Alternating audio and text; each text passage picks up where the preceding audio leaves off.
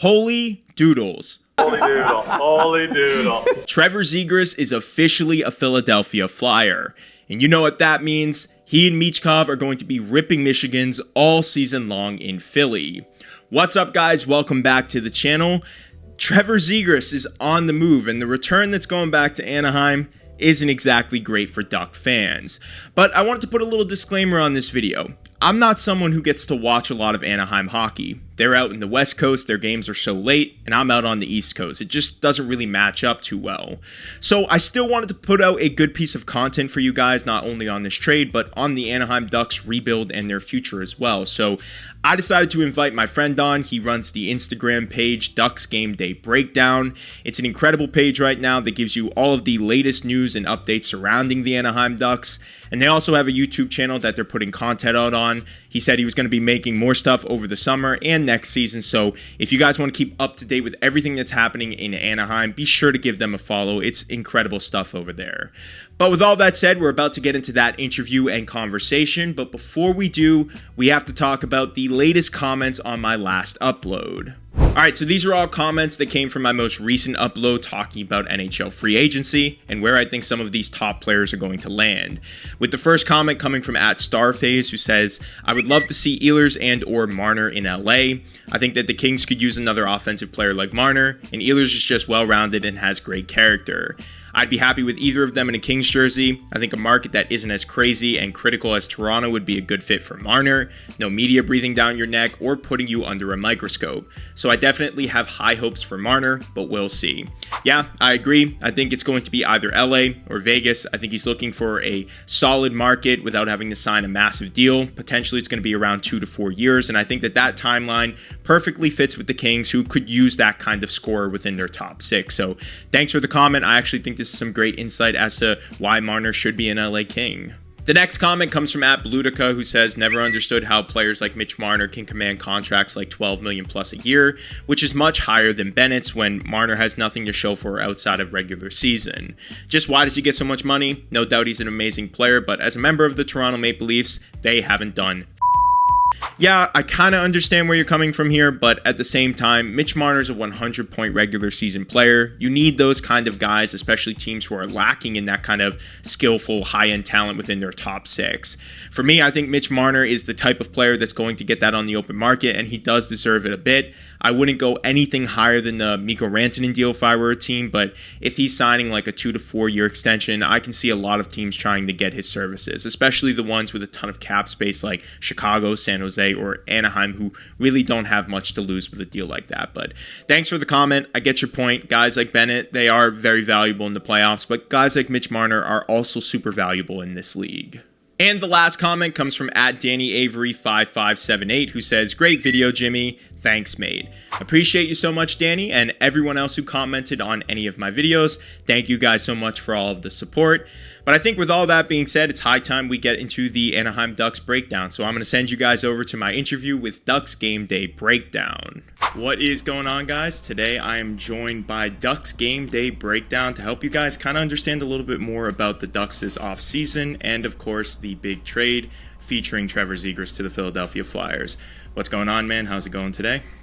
It's going. I appreciate the the shout out and the invite, and happy to be here. Absolutely. So if you guys have not seen his pages yet, he is like a Ducks connoisseur, gives you everything you need to know about the Anaheim Ducks. He's pretty particularly popular on Instagram, but do you have like YouTube channels and stuff like that you want to shout out before we get into our conversation? Yeah, we're on YouTube. We're gonna get a little bit more content out there this year, just because of how much the page is blown up on Instagram. So sure. We're hopefully gonna get a podcast going here, and we're on Instagram. We're gonna get going on TikTok, and we're also on YouTube. So cool. Ducks Game Day Breakdown on all of those for everybody. Mm-hmm. All right, cool. And we'll have that all featured in the bio as well. So for people who missed out on it, the other day, Trevor Zegras was traded to the Philadelphia Flyers. Kind of a rumored trade for a while, not particularly to Philadelphia, but they ended up being the team. I guess, what are your overall thoughts about that? Do you think the Ducks made the right decision here? Was it a good or a bad move for the team? If I'm voicing the fans right now, I would say a lot of disappointment.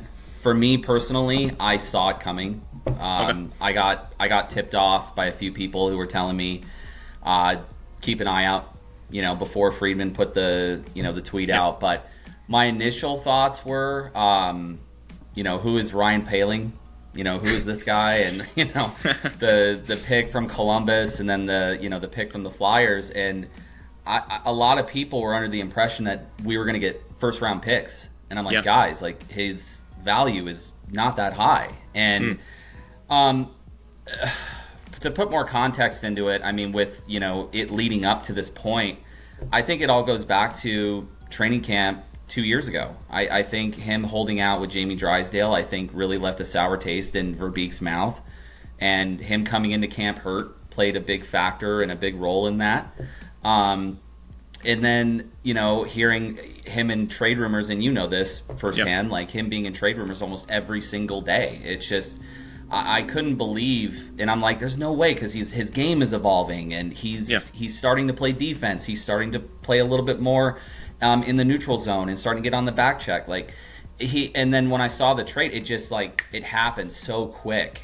And other teams were saying, like, man, if this were the case, we would have gotten in on this for ourselves if we would have known it was so cheap. But the thing that I took away from it was that if he continues to just not hit that ceiling that we all thought he was going to hit about two years ago after the back-to-back 60-point seasons, this trade is a wash. Like, it's not going to amount to anything, and Verbeek is going to look like a genius. And not to mention, Danny Briere still has to talk contract extensions. Yeah.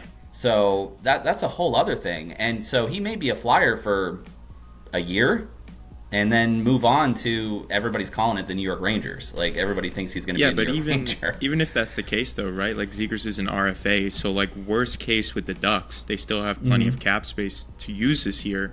Like, say they are trying to get rid of Zegras' contract to go in on someone like Mitch Marner, which I've seen some reports on, but I just don't buy it for the team, to be honest. I think Marner's going more to, like, Vegas or LA, but even if he does decide to go to Anaheim, what's the point of getting rid of a guy who has a ton of upside, a young piece who was a top 10 pick in the draft, to Philadelphia on such a low cap hit? It's not like they signed him to, like, an 8x8 kind of contract. This is like his last year of his deal. Then he's an RFA, so build up his stock over the season, trade him at the deadline, or, I don't know, trade him afterwards as an RFA, let people offer sheet him and stuff. Like, what's the point of getting rid of him now? Why does that make sense to the Ducks this year?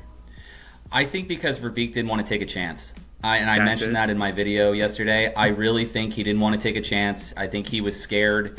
And full disclosure, like, I have heard through a couple of sources of mine that Verbeek is in the hot seat. Yeah. It's kind of, get off the pot, or that saying. I just don't want to curse on camera, but he's in the hot seat right now, and I think that he thought, if I sign him to this extension, which Zegras inevitably is going to get paid by someone, whether if it's the Ducks or Philly or whoever. But I agree with you. I thought that they were going to let him go with Coach Q for a while, adapt to his system, because he started towards the end there getting adapted to Greg Cronin's system, and then Greg Cronin was on his way out. Yeah. But I thought that they would at least give him a chance with Joe Quenneville. But then when you look at our top six, and I mentioned this yesterday, was there's really, if they want him to play wing, there's really not a spot for him. And I know he really wants to play center. I know he mentioned that in his press conference interview with the Flyers. And, I think that they're like, okay, well, if you want to play center, it's just not going to be here unless you want to play in the bottom six. Yeah. Which I think their thinking was that's not fair to him, so we'll just move him to somewhere where he can be that top guy, which is going to be quite the undertaking in Philly for him. Yeah, and it makes sense what you're saying, but from what you kind of said about Verbeek, does he sound like a guy who really cared about what Zegras wanted or the position he wanted to play?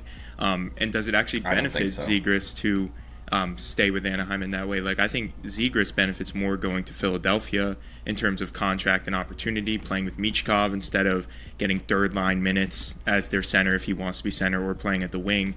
It just makes no sense to me why this was the decision now, where it's like, if you really didn't like the player and you didn't like the fallout a couple years ago, why give him the bridge deal? Why take that chance? And it obviously was a different story with him coming off the 260-point seasons, but why not just either like fully invest at the time, or say, hey, we're going to make this player the franchise guy that we know he can be? It just seems really weird that this was the time they did it, and the fact that you said, like, I feel they could have gotten more on the market, even from like other big teams like the Rangers or the Bruins, who desperately could use younger talent and some help at the center position. So it's just weird overall why this was the time.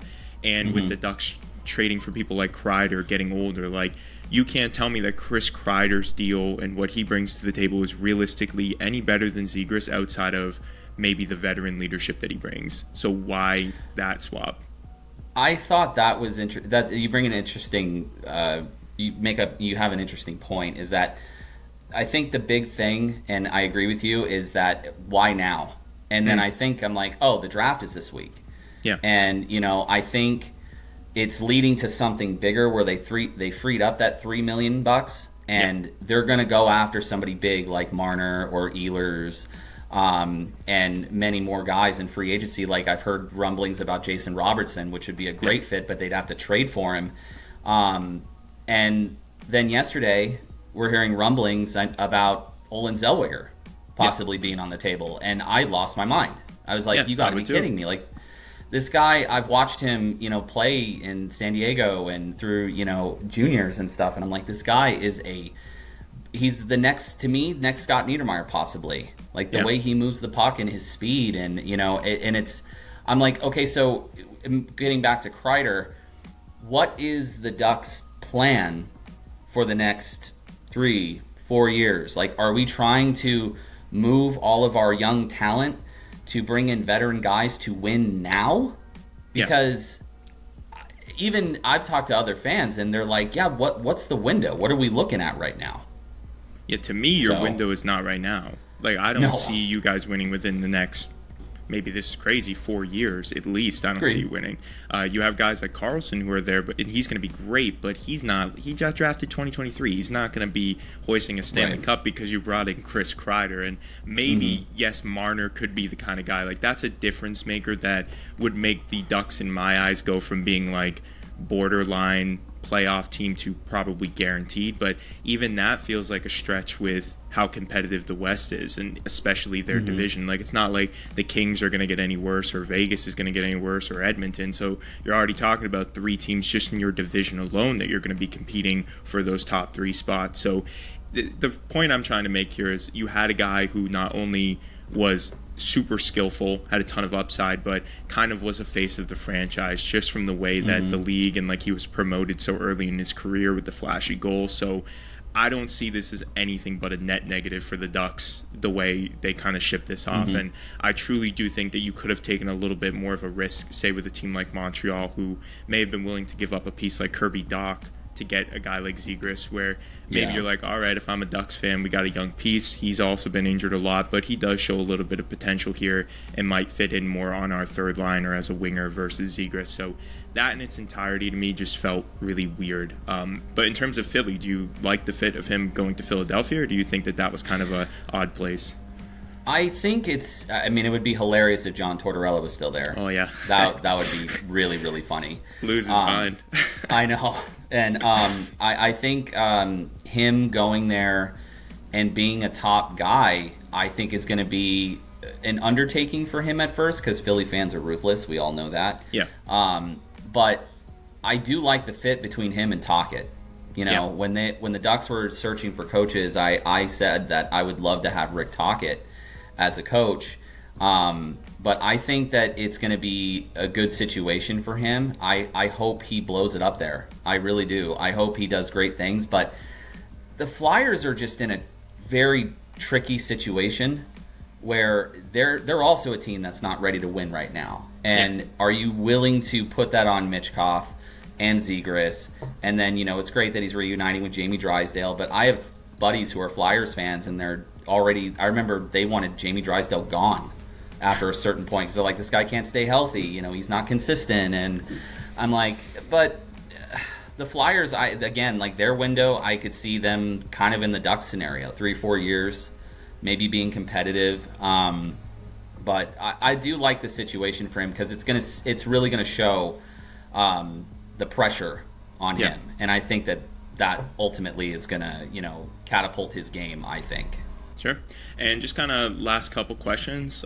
Your ideal trade deadline for the Ducks, not trade deadline, free agency for the Ducks, and what do you predict their season to look like? Do you see them as a playoff team? Do you see them as missing and being worse than they were last year, or kind of just finishing around the same spot? I could see them being a fringe playoff team. I could see them, competing for a wild card spot. Again, like you said earlier in the conversation, was the Pacific it's not any easier this year coming into it. You still got Vegas, you still got the Kings, you still have the Oilers. The Sharks are probably going to be bad again. Vancouver, who knows, like what's going on over there. But I could see the Ducks taking. They're going to have to take big swings in order to really utilize that depth. And Kreider, I don't know. I have to see him. I have to see him with the team, because when we got Frankie Vetrano, Ryan Strome, even Killer, I mean, it took them a season to adapt. And Trouba fit in right away. I thought that was great. But I could see them being at least a 100-point team next year if they make the right moves. But as the team stands right now, they're not a playoff team. I just don't see it. And I'm sure John Gibson's going to get moved. We've been saying that for the last 5 years. But Dostal's going to get paid. McTavish is going to get paid. Verbeek said he wants him to be the second line center, which I totally agree with, because after that whole third line debacle last year. But as the team stands right now, no. But if they make the right moves for like either a guy like Ehlers or Marner or Robertson, I could see them being a playoff team. I just feel like just to round this off, going for a guy like Robertson or Marner feels more attractive to me, because when I watch the Ducks or review their players, I feel like they have a lot of like 60 to potential 80-point players, and they don't have that one guy right now who could just step up and give them that 90 to 100 points, which would be Marner or Robertson. Looking at like Ehlers, it's like this guy's like a max 60 to 70 point player. We got enough of those. And then you mentioned someone else who I can't remember off the top of my head, but those kind of players, Brock Besser. Besser's the other guy who I think of where I'm like, do we pay him $8 million to come here for 7 years, $7.5 million, and then what he's going to get us, maybe 25 goals, 60 points sort of thing? Like, is that his ceiling? You never know. So if I'm the Ducks based on this trade and there's nothing afterwards and I'm a fan, I would be very disappointed. But if they go out and make a big swing, I think it would justify this a lot more from the cap perspective. Like you said, giving Zegras more of an opportunity to show his skill somewhere else versus here where he would just kept getting buried in the depth chart and never actually getting a chance. So I appreciate you coming on, man, and giving some insight. Like I said, I'm not super versed on the Ducks right now, so I wanted to give people kind of some insight onto it. But again, guys, if you want to check out his stuff, he does everything for the Anaheim Ducks, gives some real cool content around it. So appreciate you coming on for me, man. Yeah, I appreciate it, man. Thank you so much. And, if you need anybody coming on for Ducks content, I'm your guy. So. All right, I'll be hitting you up throughout the season, I'm sure. Alright guys, thank you so much for watching this video. Be sure to give this a thumbs up and subscribe if you enjoyed the piece. Also, let me know what you guys think about this interview style of content. Would you guys like to see more guests here on the channel? Drop your thoughts in the comments below. And if you guys are bored and want to watch more hockey content while we're in the off season, I have some more videos for you right here. Again, thank you guys so much for watching the channel. I will see you in the next episode.